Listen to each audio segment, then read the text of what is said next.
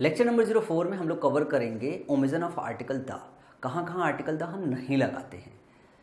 जब हम पढ़ रहे होते कहाँ कहाँ आर्टिकल द लगाते हैं, तो उस पढ़ने के दौरान, रिदम के दौरान बहुत सारी ऐसी चीज़ें हम लर्न करते हैं जिस वक्त कुछ ऐसी चीज़ों पे हमारा ध्यान नहीं जाता कि हाँ यहाँ आर्टिकल द नहीं लगाना होता है। हम आज ना लेक्चर में सारा का सारा वो वाला पार्ट भी कवर करेंगे जहाँ पे हमें ध्यान देना रहेगा कि आर्टिकल द यहाँ नहीं लगाते।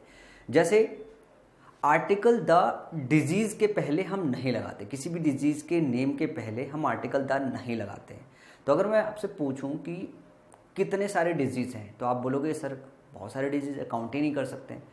तो देखो, इन जनरल डिजीज़ के नाम के पहले आर्टिकल द का इस्तेमाल नहीं करते। इसमें सीखने वाली पता है बात क्या है? इसमें सीखने वाली बात यह है कि कुछ ऐसे डिजीज़ हैं जिनके पहले आर्टिकल द लगाते हैं। इसको हम जानबूझ के लेक्चर नंबर 04 के अंदर डाल के रख रहे हैं, क्योंकि आपको जनरली पहले ये पता होना चाहिए डिजीज़ के नाम के पहले नहीं लगाते हैं। तो इसमें जो याद रखने वाली बात है, वो याद रखने वाली बात है इसका एक्सेप्शनल केस, कि कुछ डिजीज़ के नाम के पहले आर्टिकल द लगाते हैं। तो जनरली 99.99% जो है डिजीज़ के नाम के साथ हम नहीं लगाते हैं, रिमूव आर्टिकल द। लेकिन कुछ डिजीज़ के नाम है जिनके पहले लगाते हैं। इसको नोट करके याद रखो, एग्जाम में यही आएगा, मम्स, मिजल्स, रिकेट्स, प्लेग और फ्लू। वैसे आपको याद है नाउन में आपने मम्स याद कर रखा था, मिजल्स भी याद कर रखा था, रिकेट्स भी याद कर रखा था। यहाँ पे प्लेग और फ्लू दो और याद कर लो, प्लेग और फ्लू दो और याद कर लो। मम्स के नाम के पहले आर्टिकल द लगता है, मिजल्स के पहले द लगता है, रिकेट्स के पहले द लगता है, प्लेग के पहले द लगता है, फ्लू के पहले द लगता है। बस इतना ही याद रखो। अगर रिपीट होना होगा तो इसी में से रिपीट हो जाएगा आपके एग्जामिनेशन में। अदरवाइज इस नाम के अलावा कोई भी डिजीज का नाम आपके सेंटेंस के अंदर आता है, remove article the before that name. The mumps is an acute contagious viral infection. यहाँ पे बात हो रही है कि मम्स किस तरीके का इन्फेक्शन है, किस तरीके का वायरल इन्फेक्शन है। तो मम्स के पहले आर्टिकल द इस्तेमाल किया गया। The plague has spread over many states. यहाँ पे प्लेग के विषय में बातचीत की जा रही है, कहाँ कहाँ फैला हुआ है, तो प्लेग के पहले लगाओगे। One of the children got the measles. एक बच्चे को, मतलब बहुत सारे बच्चे हों, उनमें से एक को जो है मिजल्स हो गया है। अब यहाँ पे मिजल्स के पहले आर्टिकल द इस्तेमाल हुआ है। तो बस इनको ही याद रखना है आपको, मम्स को, मिजल्स को, रिकेट्स को, प्लेग को और फ्लू को। अगर ये आपके एग्जामिनेशन में कहीं दिखाई दे तो इनके पहले आप आर्टिकल द लगाओगे। बाकी किसी डिजीज़ का नाम सामने आए तो उनके पहले आप रिमूव कर दोगे, क्योंकि डिजीज़ के पहले आपका आर्टिकल द नहीं लगता है। लेकिन ये नाम याद रहना चाहिए। अगर नाम याद नहीं रहेगा तो दिक्कत हो जाएगा। मैं याद ही करवा देता हूँ लगे हाथ। Mumps, measles, rickets, plague and flu, 5 ही तो है, याद कर लो। और 3 तो नाम आप वहीं याद करके आते हो नाउन के चैप्टर में ही, 2 ही तो याद करना है यहाँ पे, प्लेग और फ्लू। इसके बाद बात करें हम कि कुछ ऐसे नाम हैं जिनके पहले जो है आप नहीं लगाते हो। जैसे आपको एग्जामिनेशन में लगा हुआ मिलेगा, जैसे हेवन हो गया, हेल हो गया, गॉड हो गया, पार्लियामेंट हो गया। अब इसमें होता क्या है, ऐसा लगता है कि स्वर्ग तो एक ही है, नरक भी एक ही है, भगवान, यार भगवान होता सुप्रीम है, इनके पहले द गॉड लगाना चाहिए, हेल के पहले द हेल लगाना चाहिए, हेवन के पहले द हेवन लगाना चाहिए, पार्लियामेंट, द पार्लियामेंट लिखे हैं, तो इनके पहले हम नहीं लगाते हैं, ध्यान रखिएगा। जैसे there's is a match made in the heaven. यहाँ पे जो देयर्स है ना, देयर्स सब्जेक्ट की तरह इस्तेमाल किया गया है। और यहाँ पे देयर्स इस्तेमाल करने का मतलब ये हो गया कि 2 लोगों की बात कर रहे हैं कि उनका जो मैच है वो स्वर्ग में बनाया गया है। अब यहाँ पे देखना हेवन लिखा हुआ है, हेवन के पहले द लगा हुआ है, तो रिमूव द बिफोर हेवन।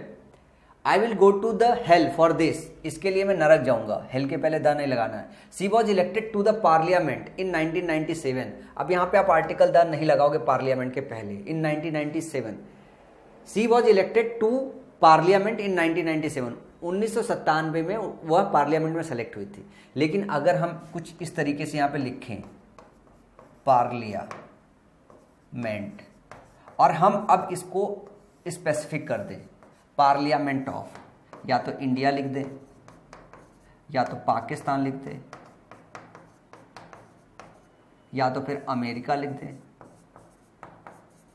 अगर पार्लियामेंट के बाद हम स्पेसिफाई कर दें कि किस देश के पार्लियामेंट की बात कर रहे हैं, तो इस वजह से इसके पहले, पार्लियामेंट के पहले आपको आर्टिकल द लगाना पड़ेगा।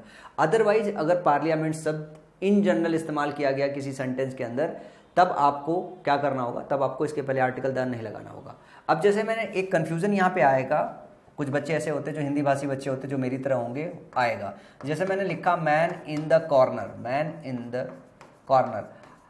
अब बच्चा बोलेगा कि सर यहाँ इनके बाद कुछ शब्द आए तो आपने मैन के पहले क्या किया था, आर्टिकल द लगा दिया था। यहाँ पार्लियामेंट के पहले जो है इन 1997 आ गया है, तो आप जो है आर्टिकल द यहाँ पे लगाओगे, या तो नहीं लगाओगे तो इसके पहले भी नहीं लगाओगे अगर इस रूल के हिसाब से मूव करेंगे। तो एक बात ये समझिएगा कि जो ऑफ होता है ना, ऑफ के बाद जो डिस्क्रिप्शन आता है, ऑफ के बाद जो वर्ड्स आते हैं बेसिकली उसके पहले नाउन का डिस्क्रिप्शन आता है, रिलेटिव प्रोनाउन के साथ जो आता है वो डिस्क्रिप्शन आता है, लेकिन इनके बाद जरूरी नहीं है कि स्पेसिफिक सेंस हो। इस वाले केस में she was elected to parliament, she was elected to parliament, वो पार्लियामेंट में जो है सेलेक्ट हुई थी, इलेक्ट हुई थी 1997 में, 1997 में। कब सेलेक्ट हुई थी ये बात हो रही थी। ये 1997 पार्लियामेंट का डिस्क्रिप्शन नहीं है, इसको रेफरेंस पॉइंट नहीं बनाया जा सकता है पार्लियामेंट के लिए, ताकि यहाँ पे हम आर्टिकल द का इस्तेमाल करें। तो ध्यान रखिएगा कि पार्लियामेंट के बाद ऑफ लगा के जिस देश की पार्लियामेंट की बात हो जाए या स्टेट की पार्लियामेंट की बात हो जाए तब आप आर्टिकल द लगाओगे, अदरवाइज नहीं लगाओगे। ठीक है, अब जैसे मैं लिख दूं सी वॉज, सेंटेंस में देखो she was elected to the parliament of India in 1998। अब यहाँ पे आर्टिकल द का यूज केस सही होगा, क्योंकि यहाँ पे आप बात कर रहे हो स्पेसिफिक यूज केस में, क्योंकि ऑफ इंडिया लगाने का मतलब हो गया कि जो पार्लियामेंट है, पार्लियामेंट किसी पर्टिकुलर देश की है, पार्लियामेंट किसी भी देश की हो सकती है, लेकिन हम इंडिया के पार्लियामेंट की बात कर रहे हैं, इस केस में हम द लगा रहे हैं। अब अगर मैं बात करूँ सर हेवन के साथ भी हो सकता है, ऐसे केस में हेल के साथ भी हो सकता है, गॉड। अब हेवन ऑफ किसी देश का नहीं कर सकते हो, क्योंकि हेवन तो एक ही होता है ना, और यह हेवन हमारे स्वर्ग जो है हमारे कंट्रोल में नहीं होता है, हेल ऑफ नहीं। अगर आप हेवन ऑफ ऐसे लिख दो, हेवन ऑफ राम, या यहां पे विष्णु, अगर कुछ इस तरीके से अगर यूज केस बनाया जा सकता है तो डेफिनेटली इसके पहले हम आर्टिकल द लगाएंगे। ठीक है, ध्यान रखिएगा ऑफ लगा के जब भी आप डिस्क्रिप्शन ऐड करते हो ना, तो इस केस में आप आर्टिकल द लगाते हो, चाहे किसी भी तरीके का केस हो, लेकिन इन जनरल आप इनके पहले नहीं लगाओगे। तो ध्यान रखिएगा कि हेवन, हेल, गॉड, पार्लियामेंट, इन सभी शब्दों के साथ आप आर्टिकल द का इस्तेमाल नहीं करते हो जब तक इनका ऑफ लगा के डिस्क्रिप्शन ऐड ना हो। सबसे बड़ी जो पहचान होती है, सबसे बड़ी पहचान होती है ऑफ लगा के अगर डिस्क्रिप्शन दिया हो तो आर्टिकल द का इस्तेमाल करना होता है। जैसे do you believe in the God लिखा हुआ है, do you believe in God. अब इन सेंटेंसेस में जरा ध्यान से देखिए, पढ़ने में रिदम में ना कोई फर्क नहीं समझ में आता, लगता ही नहीं कि सेंटेंस में कहीं गड़बड़ी है। जैसे do you believe in the God, क्या तुमको भगवान के ऊपर भरोसा है, आपने किसी से क्वेश्चन पूछा तो द गॉड लिख दिया तो ऐसा लगेगा नहीं नहीं ठीक है, ओके।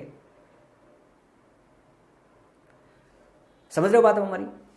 तो इन शब्दों के पहले आपको रट के जाना पड़ेगा कि हेवन, हेल, गॉड और पार्लियामेंट के पहले आपको आर्टिकल द का इस्तेमाल नहीं करना है, यहां पे ओमिट करना होता है आर्टिकल द को।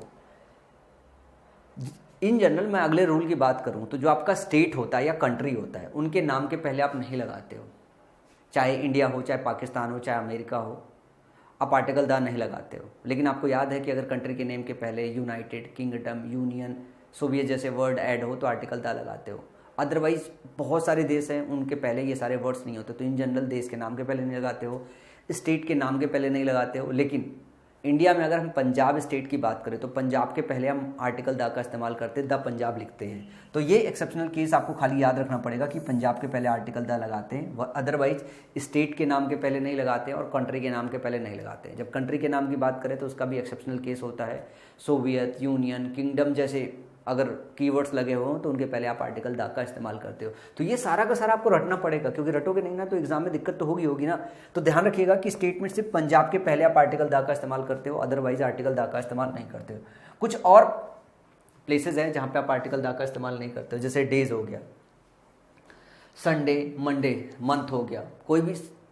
अब डेज का नाम Sunday, Monday, Tuesday, Wednesday, Thursday, Friday, Saturday, किसी के नाम के पहले आप आर्टिकल द नहीं लगाते हो। मंथ की बात करें अक्टूबर, अगस्त, जनवरी, फरवरी, मार्च, अप्रैल नहीं लगाते हो। ठीक है, सब्जेक्ट, किसी भी सब्जेक्ट के नाम के पहले आप आर्टिकल नहीं लगाते हो, चाहे फिजिक्स हो, चाहे जियोग्राफी हो, चाहे इंग्लिश हो, मतलब किसी भी सब्जेक्ट के नाम के पहले आप नहीं लगाते हो। रोड्स के नाम के पहले नहीं लगाते हो, लाइक जीटी रोड हो गया, कई बार द जीटी रोड नहीं, मतलब रोड्स के नाम के पहले नहीं लगाते हो आप।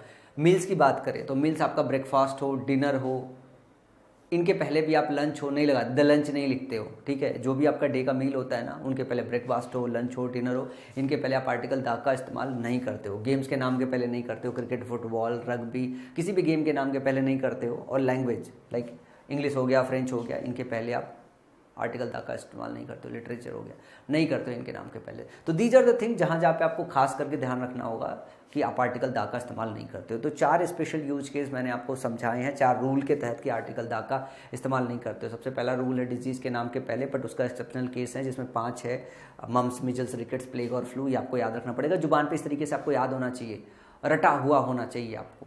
अगर रटा हुआ नहीं है तो फिर तो गड़बड़ है। अगर प्रॉपर तरीके से अगर आपने रट नहीं रखा है ये रूल तो आपको दिक्कत है। उसके बाद आर्टिकल कहाँ कहाँ द नहीं लगाते हैं, उसके बाद आर्टिकल द ना लगाने के फिर दूसरे रूल में आते हो कि हीवन, हेल, गॉड और पार्लियामेंट। कितने शब्द है, हीवन है, हेल है, गॉड है, पार्लियामेंट। देखो स्वर्ग नरक और भगवान ही डिसाइड करते स्वर्ग जाना नरक जाना है, और पार्लियामेंट भी एक तरीके का स्वर्ग है। अगर हम बात करें अपनी कंट्री में, पार्लियामेंट भी स्वर्ग है, वहाँ पे अगर कोई पहुँच गया तो मतलब स्वर्ग में पहुँच गया। तो इस तरीके से आप कोरिलेट करके 4 के चारों शब्द याद रख सकते हो कि इनके पहले आर्टिकल द नहीं लगाते हैं, and that is the important thing. और उसके बाद आपको पता है कि स्टेट और कंट्री के नाम के पहले नहीं लगाते हो, लेकिन पंजाब एक्सेप्शनल केस है। और अगर हम कंट्री के नाम की बात करें, अगर स्टेट और कंट्री की अगर बात करें तो कंट्री के नाम के पहले नहीं लगाते हो, लेकिन कंट्री में अगर आपका सोवियत यूनियन, किंगडम जैसे शब्द अगर आए तो उनके पहले लगाते हो। तो इतनी बातें आपको ध्यान से याद हो गई। और उसके बाद ये हो गया कि डेज, मंथ, ये यार ध्यान से रखने वाली चीज़ है।